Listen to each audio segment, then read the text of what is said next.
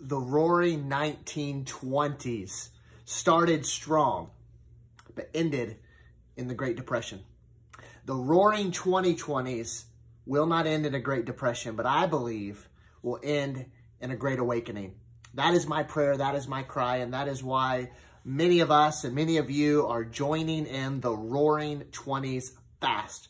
If you want to get closer to God, if you want to experience more of God on your life, if you want to hear the Spirit speak to you like never before, then I want to encourage you. I want to plead with you. I want to beg you to go on this fast.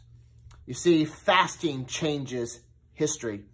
In March of 1863, Abraham Lincoln called the entire country to a day of prayer and fasting. Why? Because we were facing some insurmountable challenges that only a divine visitation could help. Did it work? I think history is clear. In World War II, 300,000 British troops were trapped. What happens? What did they do?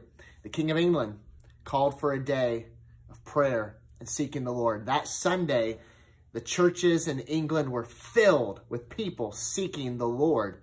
And what we know is the miracle of Dunkirk. The troops were miraculously saved. In the 1970s, our nation was in a war, a cultural and generational war. There was unrest. College campuses were erupting in violence and riots, and there was so many things happening tragically across our nation. What did God do? His answer has always been the same: prayer, united prayer and fasting. And we saw in the 1970s the Jesus movement, the Jesus revolution. You know, I believe the Roaring 20s fast is a chance for God to do what only God can do. Prayer and fasting for the more of God, the more of God. Join in the Roaring 20s fast.